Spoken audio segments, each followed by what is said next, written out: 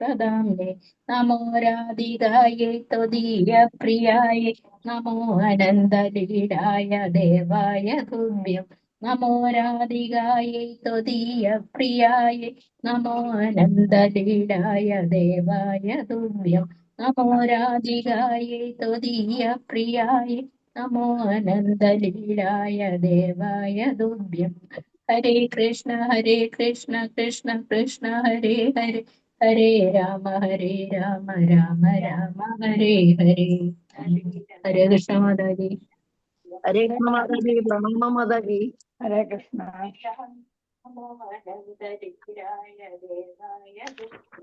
ഹരേ കൃഷ്ണ മാതാജി. പ്രണാമം. ഹരേ കൃഷ്ണ.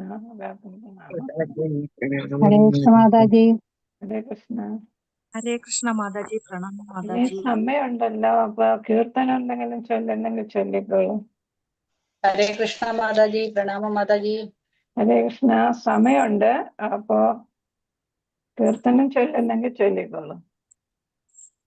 നാരായണായ നമ നാരായണായ നമ നാരായണായ നമ നാരായണായ നമ നാരായണായ നമ നാരായണായ നമ നാരായണ.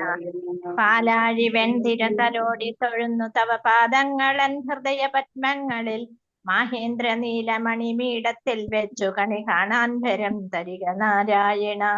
നാരായണായ നമ നാരായണായ നമ നാരായണ നമ നാരായണ. നാരായണായ നമ നാരായണായ നമ നാരായണായ നമ നാരായണ.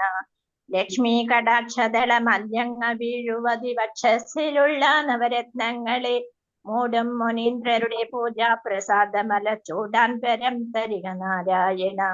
നാരായണായ നമ നാരായണായ നമ നാരായണായ നമ നാരായണ. നാരായണായ നമ നാരായണായ നമ നാരായണായ നമ നാരായണ. കാലങ്ങൾ തോറും അവതാരങ്ങളാലും പാലിച്ചിടും കമലലക്ഷ്മി പാദം നമിച്ചു തിരുനാമാക്ഷരാവലികൾ പാടാൻ വരം തരിക നാരായണ. നാരായണായ നമ നാരായണായ നമ നാരായണായ നമ നാരായണ. നാരായണായ നമ നാരായണായ നമ നാരായണായ നമ നാരായണ. ഹരേ കൃഷ്ണ ഹരേ കൃഷ്ണ. ഹരേ കൃഷ്ണ. ഇനി ഒരു കീർത്തനം വേണമെങ്കിൽ 45 ആയുള്ളൂ. നമസ്തേ. ഞാൻ ആദ്യമായിട്ട് കയറുന്ന ഒരാളെ എവിടാന്ന് എനിക്ക് അറിയത്തില്ല, ഒന്ന് പറഞ്ഞു തരണേ. എന്തോന്ന് ഈ ക്ലാസ് ഏത് എവിടെ ആദ്യമായിട്ട് കയറുന്ന ആളാന്നേ? ഭാഗവതത്തിലോ? ആ. ഇതിന്റെ ലിങ്ക് ഉണ്ട് മാതാജി. ലിങ്ക് എന്തോ നമ്പർ തന്നാ അടിയാ, അല്ലെങ്കിൽ ലിങ്ക് ഇട്ട് തരാം. ഞാൻ ലിങ്ക് ഉണ്ട്, എനിക്ക് നമ്പർ ഞാൻ തരാം. ലിങ്ക് ഉണ്ടെങ്കിൽ പിന്നെ കേറാല്ലെന്നു. ഏത് ഭാഗമാണെന്ന് അറിയത്തില്ലേ? ഓ, പഠിപ്പിക്കുന്ന ഭാഗമാണോ ചോദിച്ചേ? പഠിപ്പിക്കുന്ന ഭാഗം ശ്ലോകം 29 അധ്യായം 3.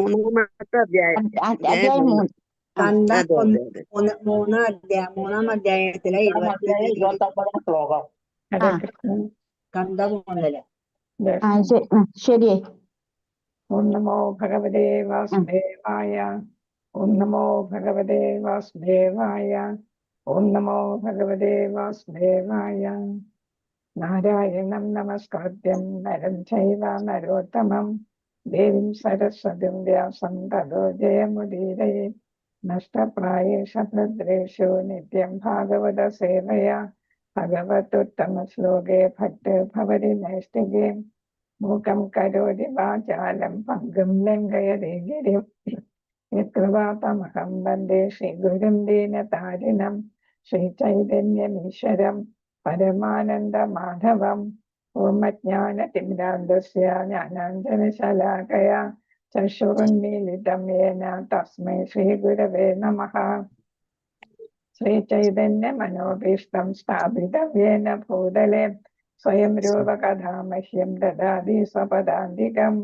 വന്ദേഹം ശ്രീഗുരു ശ്രീപദകമലം ശ്രീഗുരുൻ വൈഷ്ണവംശ ശ്രീരൂപം സാഗ്രജാതം സഗണ രഘുനാഥാനിധം തം സജീവം സാദ്വൈതം സാവധൂതം പരിജന സഹിതം കൃഷ്ണ ചൈതന്യദേവം ശ്രീരാധാകൃഷ്ണപാദാം സഹഗണലളിതാ ശ്രീവിശാഖാന്വിതാം ശ്യാം ഹേ കൃഷ്ണ കരുണാ സിന്ധോ ദീനബന്ധോ ജഗത്പദേ ഗോപേശ ഗോപികാ കാന്ത രാധാകാന്ത നമസ്തുതേ തപ്തഗാംഗന ഗൗരാംഗി ശ്രീരാധേ വൃന്ദാവനീശ്വരി ശഭാനസദേ ദേവേ പ്രണമാമി ഹരിപ്രിയേ വഞ്ചകൽപതരൂപശ്ച കൃപാ സിന്ധുഭ്യയേവ ച പതിതാനാം പാവനേഭ്യോ വൈഷ്ണവേഭ്യോ നമോ നമഃ.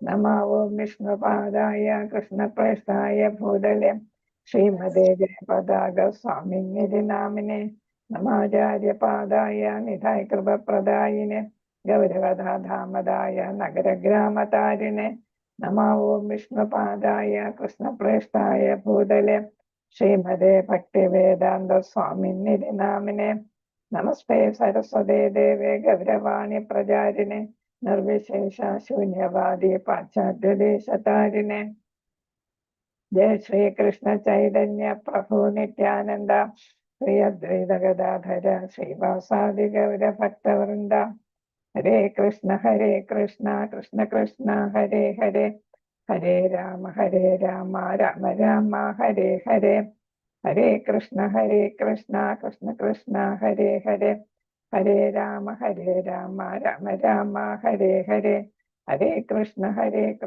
കൃഷ്ണ കൃഷ്ണ ഹരേ ഹരേ ഹരേ രാമ രാമ രാമ ഹരേ ഹരേ. കൃഷ്ണായ വാസുദേവായ ദേവകീ നന്ദനായ ച നന്ദഗോപകുമാരായ ഗോവിന്ദായ നമോ നമഃ.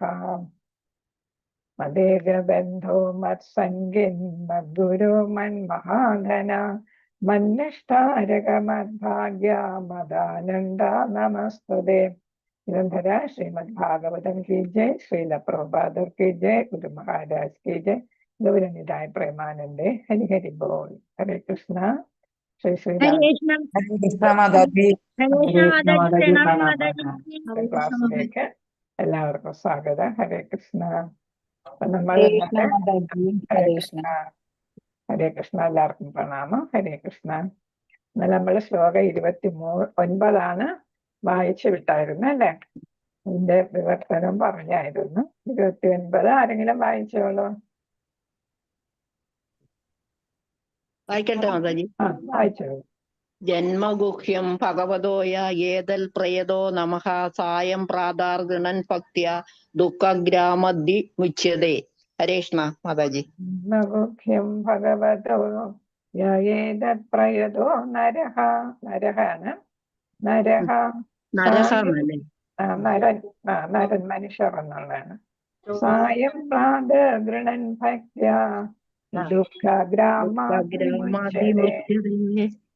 ദുഃഖഗ്രാമാത് വിമുച്യതേ. ഹരേ കൃഷ്ണ. അപ്പൊ അതിന്റെ നമ്മൾ വിവർത്തനം വായിച്ചു. ആരാണോ ഭക്തിയോടെ പ്രഭാത സായാഹ്ന വേളകളിൽ ദീപശ്രദ്ധയോടെ ഭഗവാന്റെ നിഗൂഢ അവതാരങ്ങളെ കുറിച്ച് കീർത്തിക്കുന്നത് അവന്റെ ജീവിതത്തിന്റെ ക്ലേശങ്ങളിൽ നിന്നും മോചനം ലഭിക്കുന്നു. അപ്പൊ ഇവിടെ 29-ാമത്തതിൽ പറയുന്ന എന്താണ്? ഭഗവാന്റെ ലീലകളും ഗുണങ്ങളും രൂപം കാണുകയും അല്ലെങ്കിൽ സ്മരിക്കുകയും ഒക്കെ ചെയ്യുന്നവർക്ക് എന്ത് എന്താണ് കിട്ടുന്നത്? അവർ ഭൗതിക പ്രകൃതിയിൽ നിന്നും മോചനത്തിന് അവർക്ക് ഇടയാകുന്നു എന്നാണ് ഇവിടെ പറയുന്നത്. അപ്പൊ അവർക്ക് പിന്നീട് ജനന മരണങ്ങൾ ഉണ്ടാകുന്നില്ല. ജന്മമൃത്യു അതിൽ നിന്ന് അവർ എന്നേക്കുമായി മോചിതരാകുന്നു. അപ്പൊ അത് കാരണം എന്താണ്? അതീന്ദ്രിയ സാഹിത്യങ്ങളാണ് നമ്മൾ വായിക്കുകയും പഠിക്കുകയും കേൾക്കുകയും ഒക്കെ ചെയ്യുന്നത് അല്ലെ? ഭഗവത്ഗീത, ഭാഗവതം തുടങ്ങിയ ഗ്രന്ഥങ്ങളാണ്, ശാസ്ത്ര ഗ്രന്ഥങ്ങളാണ് നമ്മൾ കേൾക്കുന്നതും പഠിക്കുന്നതും ഒക്കെ. അപ്പൊ അതുകൊണ്ട് ഭഗവത്ഗീതയിൽ തന്നെ പറഞ്ഞിട്ടുണ്ട്. ഏതാണ്? അധ്യായം 4 ശ്ലോകം 9. ആർക്ക് പറയാം?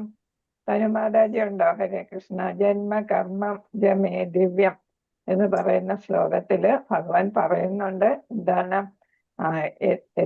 എന്നെ അറിയുന്നവർക്ക്, എന്നെ അറിഞ്ഞ് അതനുസരിച്ച് എന്റെ സംതൃപ്തിക്ക് വേണ്ടി കർമ്മങ്ങൾ ചെയ്യുന്നവർക്ക് പിന്നെ പുനർജനനം ഉണ്ടാകുന്നില്ല. ഇത് നമ്മൾ ബൈഹാർട്ട് ചെയ്യേണ്ട ശ്ലോകമായിരുന്നു. എല്ലാവരും ബൈഹാർട്ട് ചെയ്തിട്ടുണ്ടാകുമെന്ന് വിചാരിക്കുന്നു. അപ്പൊ എന്താണ്, എന്നെ കുറിച്ച് വായിക്കുകയും കേൾക്കുകയും ഒക്കെ ചെയ്യുന്നവർക്ക് പുനർജന്മം ഉണ്ടാകത്തില്ല എന്നാണ് ഭഗവാൻ ഭഗവത്ഗീതയിലും പറഞ്ഞിരിക്കുന്നത്. അപ്പൊ എന്തായിരുന്നു, ആ വ്യക്തി എന്ത് ചെയ്യുന്നു, അതീന്ദ്രിയ തലത്തിൽ എത്തിച്ചേരാനായിട്ട് അവർക്ക് സാധിക്കുന്നു. അങ്ങനെയാണ് അവർക്ക് സർവക്ലേശങ്ങളിൽ നിന്നും മോചനം ലഭിക്കുന്നത്. അപ്പൊ നമ്മൾ ഭൗതിക ലോകത്ത് ഇന്ദ്രിയ സുഖത്തിന് വേണ്ടി നിൽക്കുമ്പോഴാണ് നമുക്ക് താപത്രയങ്ങളൊക്കെ വരുന്നത്, അല്ലെ? 3 തരം ക്ലേശങ്ങൾ വരുന്നത്. അപ്പൊ നമ്മൾ ഇന്ദ്രിയങ്ങൾക്ക് അതീതമായിട്ടുള്ള ഒരു തലത്തിൽ എത്തിച്ചേരുമ്പോൾ, അതീന്ദ്രിയ തലത്തിൽ എത്തിച്ചേരുമ്പോൾ പിന്നെ നമ്മൾ ഭഗവാനെ കുറിച്ച് മാത്രമേ ചിന്തിക്കത്തുള്ളൂ. ഭൗതികതയെ കുറിച്ച് ചിന്തിക്കുന്നില്ല, സുഖദുഃഖങ്ങളെ കുറിച്ച് ചിന്തിക്കുന്നില്ല, രാഗദ്വേഷത്തെ കുറിച്ചൊന്നും ചിന്തിക്കാൻ ഇടയാകത്തില്ല, ദ്വന്ദ്ങ്ങളൊന്നും നമുക്ക് കാണത്തില്ല. അപ്പൊ നമുക്ക് എന്താ, ദ്വന്ദ്ങ്ങൾ വരുമ്പോഴാ ക്ലേശം വരുന്നല്ലേ, സന്തോഷവും സന്താപവും ഒക്കെ വരുമ്പോഴാണ് നമുക്ക് ക്ലേശങ്ങൾ ഉണ്ടാകുന്നത്. അതിൽ നിന്നെല്ലാം മോചനം നേടുന്നു. നമുക്ക് എവിടെ എത്താൻ, അതീന്ദ്രിയ തലത്തിലൂടെ നമുക്ക് എവിടെ എത്തുന്നു, ഭഗവത് ധാമത്തിലൊക്കെ എത്താനായിട്ട് നമുക്ക് സാധിക്കും. അതാണ് 29ാമത്തെ ശ്ലോകം പറയുന്നത്. ഭാവാർത്ഥത്തിൽ പ്രഭുപാദർ അതിനെ വിശദീകരിച്ച് കൊടുത്തിട്ടുണ്ട്. ശ്രീല പ്രഭുപാദർക്ക് ജയ്. ഭഗവാന്റെ അതീന്ദ്രിയ ജന്മ കർമ്മ തത്വങ്ങളെ കുറിച്ച് ബോധവാന്മാരായ ആരും ഈ ഭൗതികമായ താൽക്കാലിക വാസസ്ഥലത്തിൽ നിന്നും വിമുക്തമാക്കപ്പെട്ട ശേഷം ഭഗവത് ധാമത്തിലേക്ക് മടങ്ങി ചെല്ലുന്നു എന്ന് ഭഗവത്ഗീതയിൽ പരമദിവ്യോത്തമ പുരുഷൻ ഉദ്ഘോഷിക്കുന്നു. അതാണ് ഞാനിപ്പോ പറഞ്ഞ ശ്ലോകം. ഇത് അധ്യായം 4 ശ്ലോകം 9. നിങ്ങൾ ബുക്ക് എടുത്ത് നോക്കി പഠിച്ചോളൂ കേട്ടോ. അത് ബുക്ക് എടുത്തിട്ട് ഭഗവത്ഗീത. അപ്പൊ ഇവിടെ നിത്യം ഏവമേയോ വേതി തത്വത തത്വാദേഹം പുനർജന്മ നൈതി മാമേതി സോർജുന. ഹരേ കൃഷ്ണ. അപ്പൊ ഇവിടെ എന്താ പറയുന്നത്, ഇത് ഭൗതിക ലോകം ഏതാണ്, താൽക്കാലികമാണ്, അല്ലെ? നമ്മുടെ യഥാർത്ഥ സ്ഥലം ഏതാണ്, ഭഗവാന്റെ ധാമമാണ് യഥാർത്ഥ കുടുംബം, അല്ലെ? വീടെന്ന് പറയുന്നത്. അപ്പൊ ഇവിടെ നമ്മൾ താൽക്കാലികമായിട്ട് നമ്മുടെ ആഗ്രഹങ്ങൾ കൊണ്ട് നമ്മൾ ഇവിടെ എത്തിയതാണ്, അല്ലെ? നമുക്ക് സ്വന്തമായിട്ട് അനുഭവിക്കണം, സ്വാതന്ത്ര്യം വേണം എന്ന് വിചാരിച്ച് ഭഗവാൻ എല്ലാം സ്വാതന്ത്ര്യം അനുഭവിക്കുന്നു. നമുക്കും ഭഗവാനെ പോലെ ആകണമെന്ന് വിചാരിച്ചപ്പോഴാണ് എന്നാൽ ആയിക്കോട്ടെ എന്ന് വെച്ച് ഭഗവാൻ എന്ത് ചെയ്തു, ഭൗതിക പ്രകൃതിയെ സൃഷ്ടിക്കുകയും നമ്മളെ ഇങ്ങോട്ട് അയക്കുകയൊക്കെ ചെയ്തത്. പക്ഷെ ഭഗവാൻ പിതാവിന്റെ സ്ഥാനത്ത് നിന്ന് നമ്മൾ മക്കളെല്ലാം തിരിച്ചു വീട്ടിലെത്തണമെന്ന് ആഗ്രഹിക്കുകയാണ്, അല്ലെ? അപ്പൊ അതിന് നമ്മൾ ചെയ്യേണ്ടത് എന്താണ്, അതീന്ദ്രിയമായ ജന്മകർമ്മ തത്വങ്ങളെ കുറിച്ച് നമ്മൾ അറിയണം. ഭഗവാന്റെ ജന്മവും അതേപോലെ ഭഗവാൻ ചെയ്യുന്ന പ്രവൃത്തികളുടെയൊക്കെ മഹത്തത്വങ്ങൾ, അല്ലെ? അതിനെയൊക്കെ കുറിച്ച് നമ്മൾ അറിയുകയാണെങ്കിൽ നമുക്ക് എന്ത് ചെയ്യാം, ഇവിടുന്ന് തിരിച്ചു പോകാനായിട്ട് സാധിക്കും. ഭഗവത് ധാമത്തിലേക്ക് മടങ്ങി പോകാനായിട്ടും പിന്നെ എന്താണ്, തിരിച്ചിങ്ങോട്ട് വരേണ്ടിയും വരില്ല. ആകയാൽ ഈ ഭൗതിക ലോകത്തിലെ ഭഗവത് അവതാര രഹസ്യം നിജമായി ഗ്രഹിക്കുക വഴി മാത്രം ഒരാൾ ഭൗതിക ബന്ധനങ്ങളിൽ നിന്ന് മുക്തമാകുന്നു. ഇവിടെ നിജമായി എന്നുള്ളതാണ് പ്രത്യേകമായിട്ട് പറയുന്നത്. വെച്ചാൽ വ്യക്തമായിട്ട്, ക്ലിയർ ആയിട്ട്, അല്ലെ? നമ്മൾ മനസ്സിലാക്കണം. എന്ന് വെച്ചാൽ യാഥാർത്ഥ്യത്തെ നമ്മൾ നന്നായിട്ട് ഉൾക്കൊള്ളണം, പരമസത്യത്തെ നമ്മൾ ശരിയായിട്ട് ഗ്രഹിക്കണം, യാഥാർത്ഥ്യം മനസ്സിലാക്കണം. ഭഗവാനെ കുറിച്ചുള്ള രഹസ്യം, ഭഗവാനാണ് പരമദിവ്യോത്തമ പുരുഷൻ എന്നുള്ള, അതാണ് ഭഗവാനെ കുറിച്ച് പറയുന്നത്, അല്ലെ? പിന്നെ നമ്മൾ പറഞ്ഞു ഓരോ അവതാരത്തിന് ഓരോ ഉദ്ദേശ്യം ഉണ്ടായിരുന്നു. അതാണ് അവതാര രഹസ്യങ്ങൾ.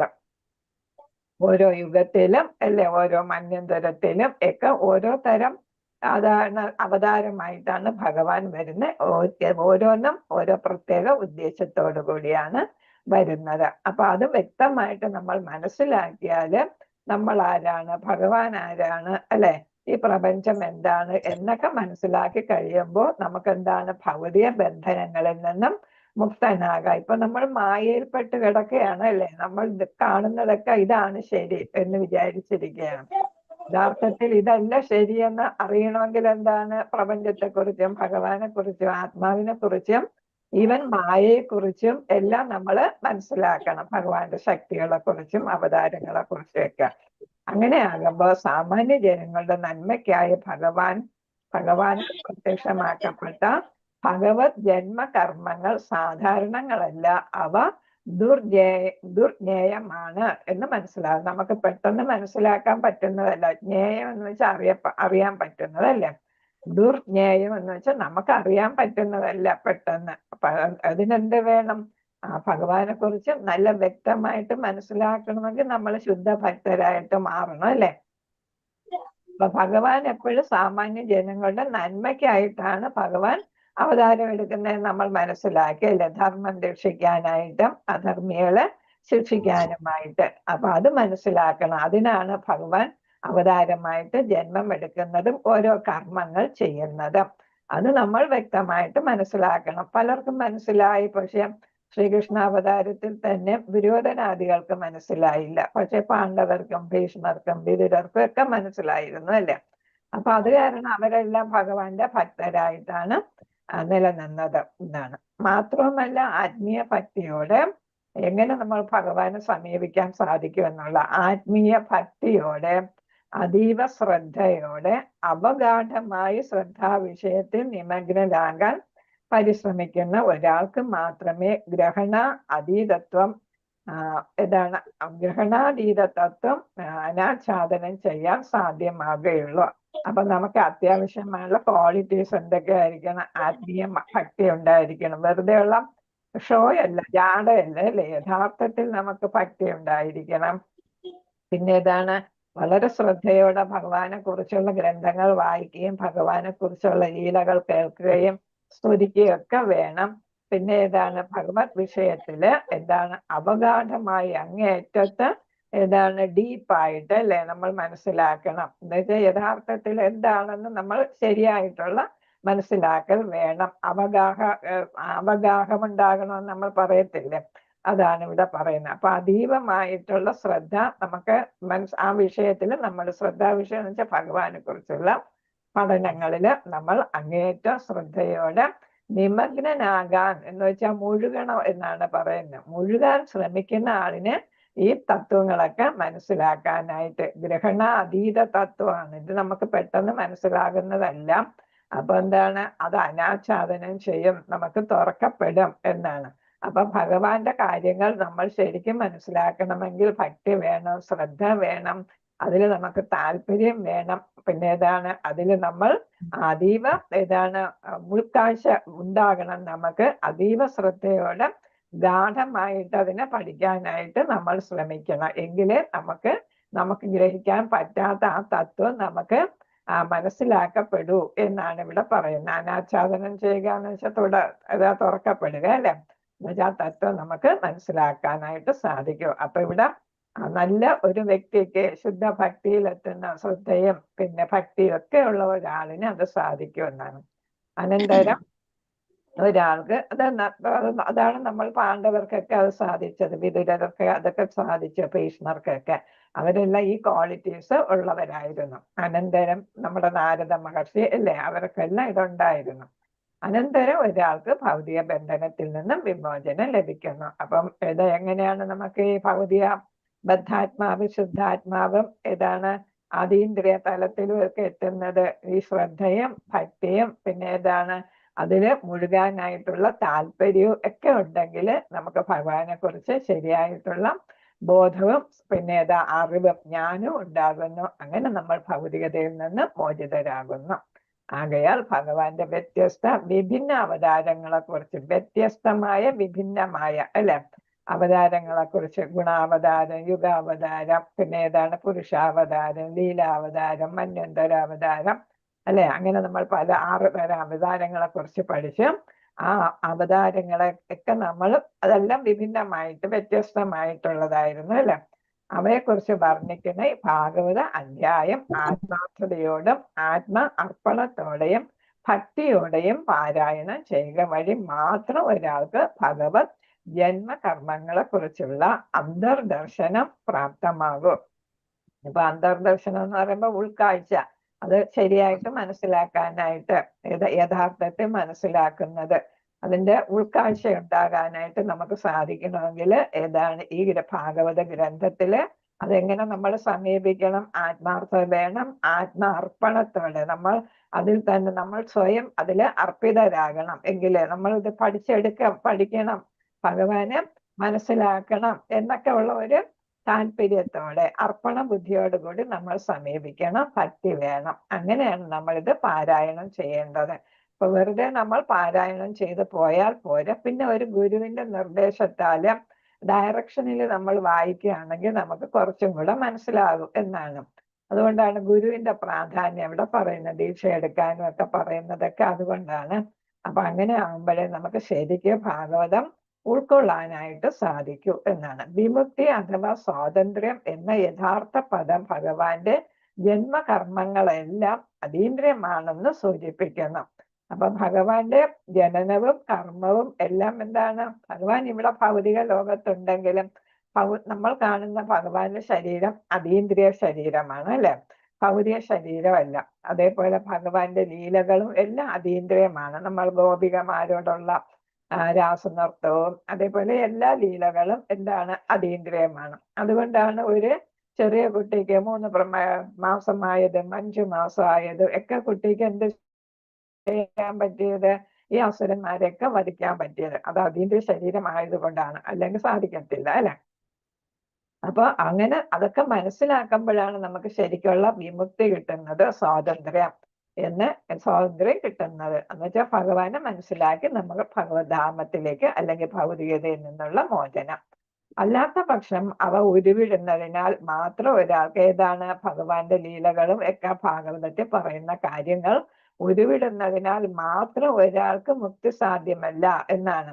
അപ്പൊ ഇത് മുക്തി കിട്ടണമെങ്കിൽ എന്താണ്? ഭഗവാൻ അതീന്ദ്രിയനാണ്. ഭഗവാന്റെ ജന്മവും കർമ്മങ്ങളെല്ലാം അതീന്ദ്രിയമാണെന്ന് നമ്മൾ മനസ്സിലാക്കി ഭാഗവതത്തെ സമീപിക്കുമ്പോഴാണ് നമുക്ക് മുക്തി കിട്ടുന്നത്, അല്ലെ? അപ്പോഴാണ് നമ്മൾ ഉരുവിടുന്നത് കൊണ്ട് നമുക്ക് ഉദ്ദേശിച്ച കാര്യം സാധ്യമാകുന്നത്, മുക്തി സാധ്യമാകുന്നത്.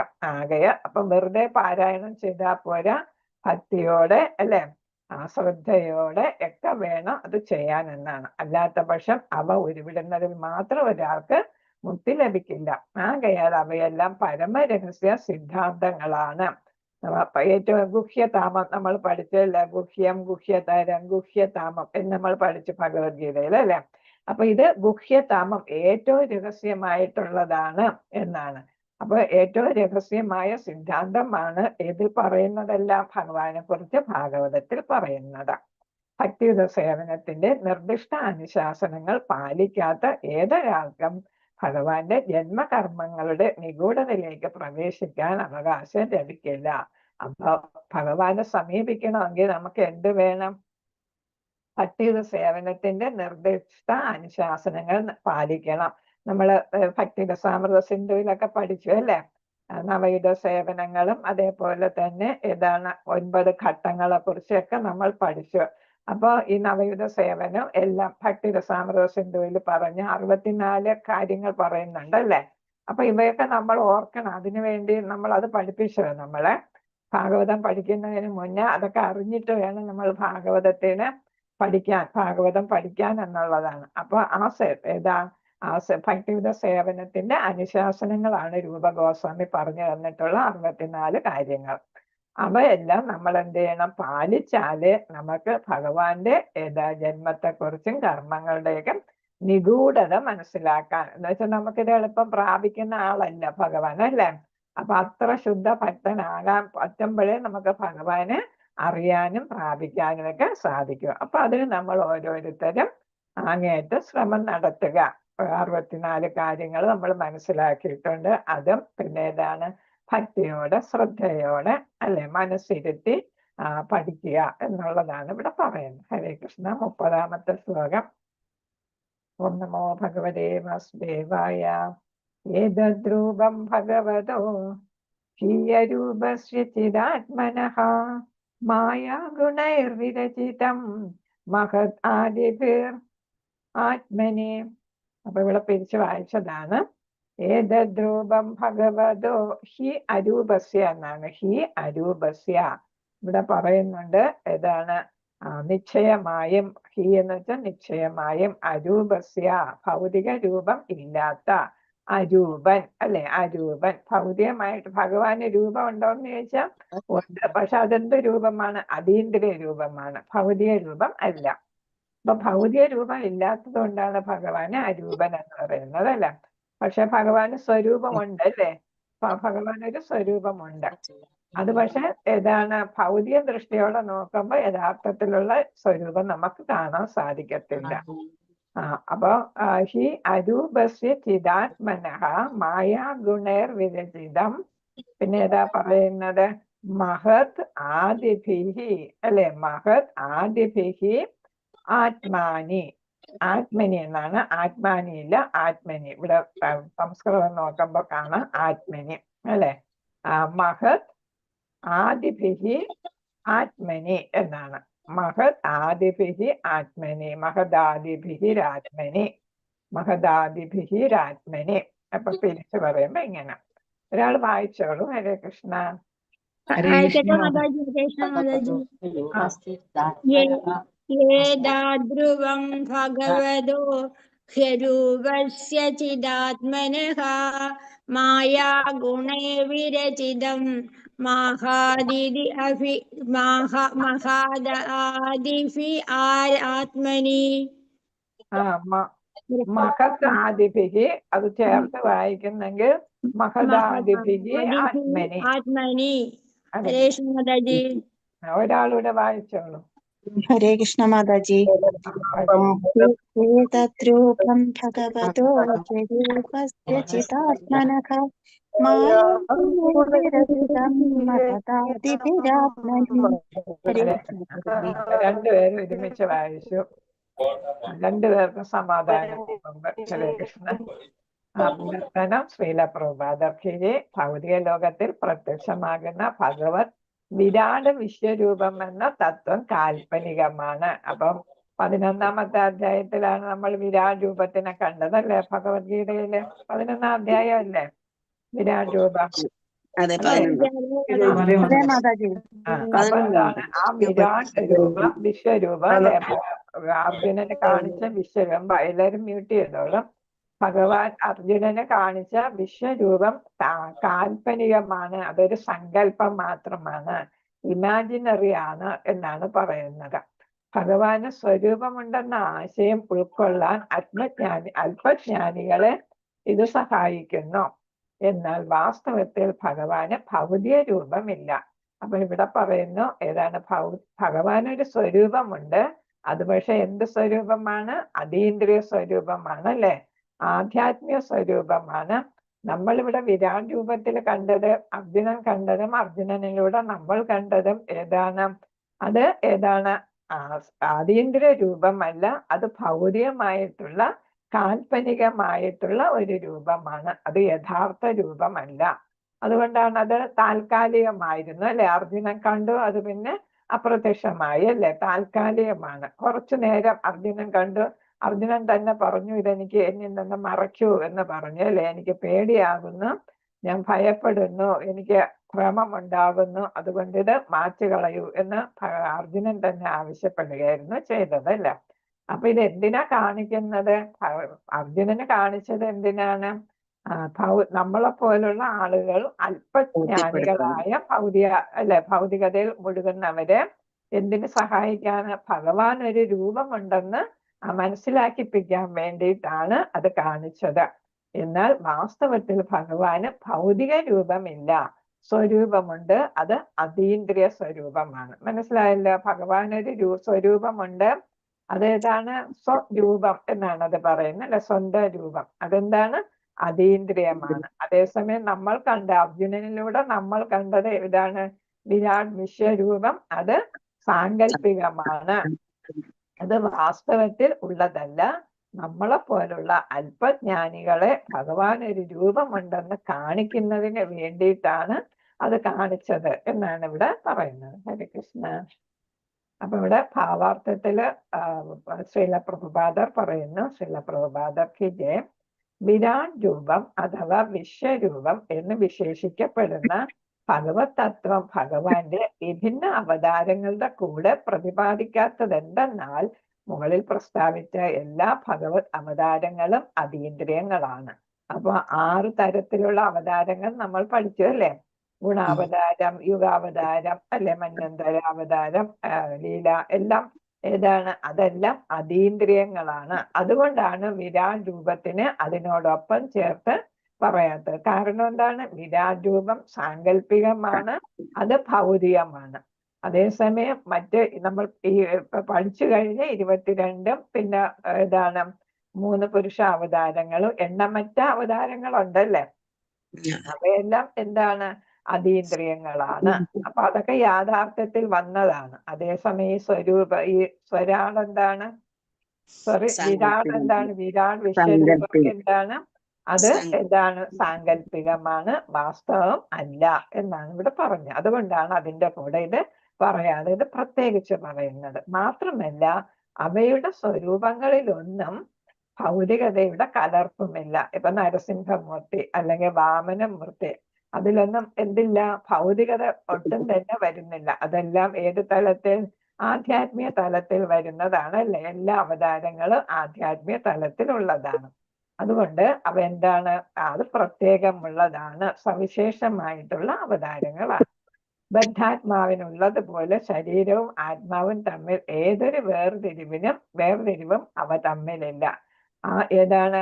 ഈ അതീന്ദ്രിയമായിട്ടുള്ള അവതാരങ്ങൾക്കൊന്നും ഏതില്ല? ഇത് ശരീരം, ഇത് ആത്മാവ് എന്നുള്ള വ്യത്യാസം നമുക്കാണ്. നമ്മൾ ശരീരം തന്നെ ആത്മാവ് എന്നുള്ളതിനെ കുറിച്ച് നമ്മൾ ചിന്തിക്കുന്നേ ഇല്ല. ഞാൻ ശരീരമാണ് എന്നാണ് നമ്മൾ എപ്പോഴും ചിന്തിക്കുന്നത് അല്ല. അതേസമയം ഭഗവാന്റെ അതീന്ദ്രിയമായിട്ടുള്ള ശരീരത്തിന് എന്തില്ല? ശരീരമെന്നോ ആത്മാവെന്നോ ഉള്ള വ്യത്യാസം ഇല്ല. നമ്മുടെ ഭൗതികതയിലുള്ളവർക്കാണ് ആത്മാവും ശരീരവും വ്യത്യാസം. അതേസമയം ഒരു ശുദ്ധഭക്തന് എന്ത് കാണത്തില്ല? ശരീരവും ആത്മാവും തമ്മില് വ്യത്യാസം കാണത്തില്ല. അവർ ശരീരത്തെ ശ്രദ്ധിക്കുന്നേ ഇല്ല. അവർ ആത്മാവിനെ കുറിച്ച് മാത്രമേ ചിന്തിക്കൂ. ഞാൻ ആത്മാവാണ് എന്നാണ് അവരുടെ ചിന്ത അല്ലേ. ശരീരത്തെ കുറിച്ചുള്ള ചിന്തയെ അവർക്കില്ല. കാരണം എന്താ? അതൊരു മൂടുപടം മാത്രം, ഒരു വസ്ത്രം മാത്രമാണ് അല്ലെ. ആത്മാവിനെ പ്രൊട്ടക്ട് ചെയ്യുന്ന ഒരു വസ്ത്രമാണ്, ബാഹ്യമായിട്ടുള്ള ഒരു ഇതാണ്, ഒരു കവർ എന്ന് നമുക്ക് പറയാം, ഒരു കവറിങ്. അത് മാത്രമേ ആയിട്ടാണ് ശരീരത്തെ കാണുന്നത്. വിരാട് രൂപം കനിഷ്ഠാധികാരികൾക്ക് അഥവാ അഭിനവ ആരാധകർക്ക് സങ്കല്പിക്കാനുള്ളതാകുന്നു. ഹരേ കൃഷ്ണ. അപ്പൊ ഇതെന്തിനു വേണ്ടിയിട്ടാണ്? ഇപ്പൊ ഇങ്ങോട്ട് വന്നിട്ടേ ഉള്ളൂ അല്ലെ, നവാഗതർ ഭക്തിയിലോട്ട് ഇപ്പൊ കയറിയവർക്ക് വേണ്ടിയിട്ടുള്ളതാണ് ഈ വിരാട് രൂപം. കാരണം എന്താണ്? ഭഗവാനെ കുറിച്ച് ചിന്തിക്കാനോ ഒന്നും അറിയാൻ വയ്യാത്തവര്, ഭഗവാൻ എന്താണ് ഏതാണ് ഒന്നും മനസ്സിലാക്കാൻ പറ്റാത്തവർക്ക് ഒരു രൂപം, അതാണ് ഈ വിരാട് രൂപം. അവരെ ഉദ്ദേശിച്ചാണ് ഭൗതികമായ വിരാട് രൂപം അവതരിപ്പിക്കുന്നത്. ഇത് സംബന്ധിച്ച് 2-ാം സ്കന്ധത്തിൽ വിവരിച്ചിരിക്കുന്നു. വിരാട് രൂപത്തിന്റെ ഭൗതിക ആവിഷ്കൃതങ്ങളായ വിഭിന്ന ഗ്രഹങ്ങളെ ഭഗവാന്റെ ഊരുക്കൾ, ബാഹുക്കൾ തുടങ്ങിയവയായി സങ്കല്പിച്ചിരിക്കുന്നു. അപ്പൊ ഇവിടെ ഭൗതിക പ്രപഞ്ചം ഭഗവാനും പിന്നെ ഏതാണ് ഭഗവാന്റെ ഓരോ കാലുകളും കൈകളും ഒക്കെ ആയിട്ടാണ് ഏത് കാണിക്കുന്നത്? ഈ ഭൗതിക പ്രപഞ്ചത്തിലെ ഓരോ വസ്തുവിനെയും കാണിക്കുന്നത്. അപ്പൊ ഈ വിരാട് സ്വരൂപം ഏതാണ്? അത് ഏതായിട്ടാണ് കാണുന്ന? ഒരു പ്രപഞ്ചമായിട്ടല്ലേ. ആ പ്രപഞ്ചത്തിലെ കാണുന്ന ഓരോ വസ്തുക്കളും ഭഗവാന്റെ ശരീരത്തിന്റെ ഈ വിരാട് രൂപത്തിന്റെ ഭാഗങ്ങളായിട്ട് കാണുന്നു, സങ്കല്പിക്കുന്നു എന്നാണ്. യഥാർത്ഥത്തിൽ ഔവണ്ണമുള്ള സർവ്വ വിവരണങ്ങളും കനിഷ്ഠാധികാരികളെ ഉദ്ദേശിച്ചാണ്. അപ്പൊ പർവ്വതം ഇന്നതാണ്, ഭഗവാന്റെ ഏതാണ് നദികൾ ഭഗവാന്റെ ശരീരത്തിലെ എന്താ പറയുന്ന എന്താ രക്തക്കുഴലുകൾ അല്ലെ. അപ്പൊ അങ്ങനെ ഓരോന്നായിട്ട് ഇങ്ങനെ പറയുന്നുണ്ട്. അപ്പൊ ഈ പ്രകൃതി കാണുന്നതെല്ലാം ഭഗവാന്റെ ശരീരത്തില് ഓരോ ഭാഗങ്ങളായിട്ട് പറയും. അപ്പൊ തലമുടിയെ ഒന്നായിട്ട് പറയും, അങ്ങനെ പിന്നെ ഈ മാംസത്തിനെ ഒന്നായിട്ട് പറയും. അങ്ങനെ ഓരോന്നായിട്ട് ശരീരത്തിന്റെ ഓരോ കാര്യങ്ങളെയും ഭാഗങ്ങളെയും ഈ ഭൗതിക പ്രപഞ്ചത്തിലെ ഓരോന്നായിട്ട് പർവ്വതമായിട്ടും നദികളായിട്ടും പിന്നെ വൃക്ഷങ്ങളായിട്ടും ഒക്കെ കണക്കാക്കിയിട്ട് അങ്ങനെ പറയും. ഹരികൃഷ്ണ. അപ്പൊ വിരാട് രൂപം എന്ന് പറയുന്ന ഈ ഇതാണ് പ്രപഞ്ചം, നമുക്ക് അളക്കാൻ പറ്റാത്ത ഈ പ്രപഞ്ചം അതായിട്ട് കാണിക്കുന്നു. അപ്പൊ ദ്രവ്യത്തിനുപരിയായി ഏതൊന്നും തന്നെ സങ്കല്പിക്കാൻ അഭിനവ ഭക്തർക്ക് കഴിയില്ല. ഇപ്പൊ നമ്മൾ അഭിനവ ഭക്തർ എന്ന് പറയുമ്പോൾ ഇപ്പൊ അങ്ങോട്ട് നവാഗതർ അല്ലേ, കനിഷ്ഠാധികാരി. ക്ഷേത്രത്തിൽ പോയാൽ അവിടെ കാണുന്ന പ്രതിഷ്ഠ അതെന്താണ്? ചിലപ്പോ അത് പ്രതിഷ്ഠ ദൈവമായിട്ട് അവർ സങ്കല്പിക്കും, അല്ലെങ്കിൽ എന്താണ് ക്ഷേത്രം എന്ന് പറയുന്നത് ഭഗവാന്റെ ഒരു വീടായിട്ടോ അല്ലെ, ഭഗവാൻ വസിക്കുന്ന സ്ഥലം, പരിപാവനമായ സ്ഥലം, അങ്ങനെയുള്ള മറ്റു ഭക്തർ അവിടെ തൊഴാൻ വരുന്നവരെല്ലാം എന്നെ പോലെ ആത്മാവുള്ള ഭക്തരാണ്, അങ്ങനെയൊന്നുമുള്ള ചിന്ത അത് ഞാൻ പോകുന്നു തൊഴുന്നു, അവിടെ ഒരു ഇമേജ് കാണുന്നു, ഐഡൽ കാണുന്നു, അതിനെ തൊഴുന്നു പോരുന്നു എന്നുള്ളത് മാത്രം. അപ്പൊ ശരിയായിട്ട് ഐഡൽ ഭഗവാൻ തന്നെയാണ് ആ ഐഡൽ എന്ന് വിചാരിക്കാൻ പോലും അവർക്ക് സാധിക്കത്തില്ല. അങ്ങനെയുള്ള ഒരവസ്ഥയിൽ ഉള്ളവരാണ് അഭിനവ ഭക്തർ എന്നാണ്. ഭഗവാന്റെ യഥാർത്ഥ സ്വരൂപങ്ങളുടെ പട്ടികയിൽ അദ്ദേഹത്തിന്റെ ഭൗതിക തത്വത്തെ ചേർക്കരുത്. അപ്പൊ നമ്മൾ എന്താണ്, ഭഗവാൻ ഭൗതികതയിലുള്ള ആളാണെന്ന് നമ്മൾ ഒരിക്കലും കരുതരുത്. നമ്മൾ ഈ കണ്ട അവതാരങ്ങളൊക്കെ എന്താണ്, ഭൗതികതയിൽ വന്ന അവതാരങ്ങള്, ഭൗതികതയിലുള്ള അവതാരങ്ങളെന്ന് നമ്മൾ ഒരിക്കലും കരുതരുത്. അതാണ് യഥാർത്ഥ സ്വരൂപങ്ങൾ. ഓരോ അവതാരമാണ് ഭഗവാന്റെ ഈ സ്വരൂപമായിട്ട് പറയുന്നത്. പരമാത്മാവായി ഭഗവാൻ സർവ ഭൗതിക രൂപങ്ങളിലും കണങ്ങളിൽ പോലും അവസ്ഥിതനായിരിക്കുന്നു. നമുക്കതറിയാം അല്ലെ, നമ്മളിപ്പോ ഭക്തിയിൽ ഉയർന്നു വന്നപ്പോൾ നമുക്ക് അറിയാം. തുടക്കത്തിൽ നമ്മൾ ആത്മാവാണ്, നമ്മൾ ഈ കാണുന്നവരെല്ലാം ആത്മാക്കളാണ്, മറ്റു ജീവജാലങ്ങളിലും ആത്മാവുണ്ട്, പരമാത്മാവുണ്ടെന്നൊന്നും നമ്മൾ മനസ്സിലാക്കിയിട്ടില്ലായിരുന്നു അല്ലെ. ഇപ്പൊ നമ്മൾ ഇതിൽ വന്നപ്പം കൃഷ്ണാവബോധ സമിതിയിൽ വന്ന് ഭഗവത്ഗീതയൊക്കെ പഠിച്ചു കഴിഞ്ഞപ്പോഴാണ് നമുക്ക് അങ്ങനത്തെ ചിന്തകളൊക്കെ വന്നത്. എല്ലാ ജീവജാലത്തിലും ആത്മാവും പരമാത്മാവും ഉണ്ടെന്ന് നമ്മൾ കാണാൻ തുടങ്ങിയത് അപ്പോഴാണ്. എന്നാൽ ബാഹ്യമായ ഭൗതിക രൂപം ഇരു കൂട്ടർക്കും, ഭഗവാനും ജീവാത്മാവിനും കാൽപ്പനികമാണ് എന്ന് വെച്ചാൽ അത് ഏതാണ്, സങ്കല്പമായിട്ടുള്ളതാണ്. എന്ന് വെച്ചാൽ നമ്മൾ രണ്ടു കൂട്ടരും, ഭഗവാനാണെങ്കിലും ജീവാത്മാവാണെങ്കിലും ഏതാണ്, ഭൗതിക ശരീരമല്ല, നമ്മുടെതെല്ലാം അതീന്ദ്രിയ ശരീരമാണ്.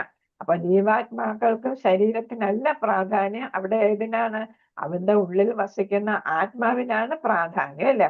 അപ്പൊ അവിടെ അതിൽ വസിക്കുന്ന ആത്മാവ് പ്രാധാന്യം കൊടുക്കുമ്പം ഏതാണെന്നാ പറയുന്നത്, നമ്മൾ ആധ്യാത്മിക രൂപമാണെന്നാണ് പറയുന്നത്. അപ്പൊ നമ്മൾ ഭഗവാനും ജീവാത്മാവിനും ഈ കാണുന്ന ഭൗതിക ശരീരം, ഭഗവാന്റെ ഈ പ്രപഞ്ചം ബാഹ്യശക്തിയാണ് അല്ലെ, ബഹിരംഗ ശക്തി, അത് നമ്മൾ പ്രപഞ്ചം, അതാണ് ഭഗവാന്റെ ശരീരമായിട്ട് നമ്മൾ വിരാട് രൂപത്തിൽ കാണുന്നത്.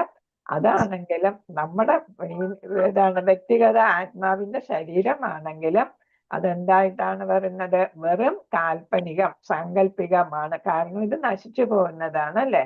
എന്ന് നിലനിൽക്കുന്നത് ഏത് മാത്രമേ ഉള്ളൂ, ആത്മാവ് മാത്രമേ ഉള്ളൂ. അപ്പൊ അതാണ് ശരിയായിട്ടുള്ളത്, മറ്റതെല്ലാം കാൽപ്പനിക, സാങ്കല്പികം. ബദ്ധാത്മാക്കളുടെ നിലവിലുള്ള രൂപവും വാസ്തവികമല്ല. നമ്മളുടെ ബദ്ധാത്മാക്കൾ എന്ന് പറയുന്നത് ജീവാത്മാക്കള്, ഭൗതികതയെ മുഴുകി കിടക്കുന്നവരാണ് ബദ്ധാത്മാക്കൾ എന്ന് പറയുന്നത് അല്ലെ. ശുദ്ധ ഭക്തന്മാര് ഏതാണ്, യുക്തം അല്ലെ, മുക്താത്മാവാണ് അല്ലെ, അവരെല്ലാം മുക്താത്മാക്കളാണ്. നമ്മളൊക്കെയാണ് ബദ്ധാത്മാക്കൾ, ഭൗതികതയിൽ നിന്ന് വിട്ടുപോയിട്ടില്ല. നമ്മുടെ രൂപവും വാസ്തവികമല്ല. വിരാട് സ്വരൂപം എന്ന ഭഗവാന്റെ ഭൗതിക ശരീര തത്വം കാൽപ്പനികമാണെന്ന് നിർണയിച്ചിരിക്കുന്നു. ഭഗവാനും ജീവാത്മാക്കളും ചേതന ആത്മാക്കളാണെന്ന് മാത്രമല്ല, നമ്മളെല്ലാം ആധ്യാത്മിക ചേതന ആത്മാക്കൾ എന്ന് പറയുമ്പോൾ ആധ്യാത്മിക തലത്തിലുള്ളവരാണ് നമ്മൾ. അവയ്ക്ക് വാസ്തവികമായ ആത്മീയ ശരീരമുണ്ട്. അപ്പൊ നമുക്കെല്ലാം ഒരു സ്വരൂപമുണ്ട്. നമ്മൾ ഈ ശരീരം ഉപേക്ഷിച്ച് പോകുമ്പോൾ യഥാർത്ഥ ആണെങ്കിൽ, ശുദ്ധ ഭക്തനാണെങ്കിൽ നമ്മുടെ ഒറിജിനൽ രൂപം നമുക്ക് തിരിച്ചു കിട്ടും. ഇപ്പൊ നമ്മൾ ഏതാണ്, സപ്താഹം ഗോകർണൻ അല്ലെ, ഗോകർണന്റെ സപ്താഹം നടത്തിയപ്പോ ആരാണ് ഗോസ്റ്റ് ആയിട്ടുണ്ടായിരുന്നത്, ആരാണ്, ദുന്ദുകാരി അല്ലെ.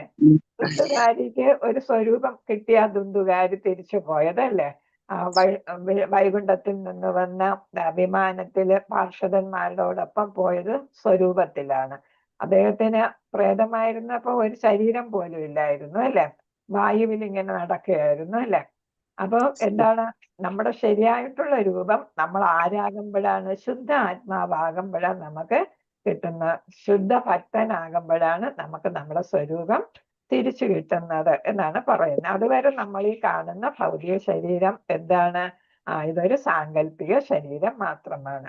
നമ്മുടെ ആത്മാവിനെ കവർ ചെയ്യാനുള്ള വെറും ഒരു ആവരണം മാത്രമാണ് നമ്മുടെ ഈ ഓരോരോ ശരീരവും. അതിനുള്ളിൽ യഥാർത്ഥത്തിൽ എന്തുണ്ട്, ശരിയായിട്ടുള്ള ഒരു ആധ്യാത്മിക ആത്മാവുണ്ടല്ലേ.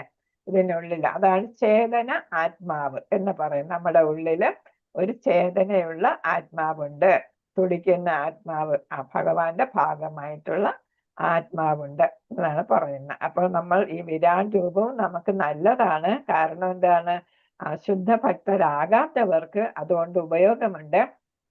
ഭഗവാന് എന്താണ്? ഭഗവാൻ ഒരു രൂപമുണ്ട്, ഭഗവാനുണ്ട്, ഭഗവാൻ ഒരു രൂപമുണ്ട് അല്ലെ എന്ന് മനസ്സിലാക്കാനായിട്ട് ആർക്ക്?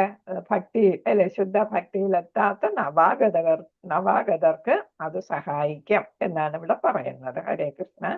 അപ്പൊ വിരാട് രൂപം സാങ്കല്പികം, നമ്മുടെ ശരീരവും എന്തു തന്നെയാണ്? സാങ്കല്പികം മാത്രമാണ്. ഹരേ കൃഷ്ണ. വാഞ്ചകൽപതരൂപസ്യ കൃപാസിന്ധുഭ്യേവ പതിതാനാം പാവനേഭ്യോ വൈഷ്ണവേഭ്യോ നമോ നമഃ. അനന്തകോടി വൈഷ്ണവ ഭക്തവൃന്ദ की जय, श्रील प्रभुपाद की जय, गुरु महाराज की जय, निरंतराय श्रीमद् भागवतम की जय. हरे कृष्णा. गौरनिताय प्रेमानंदे. हरि हरि बोल.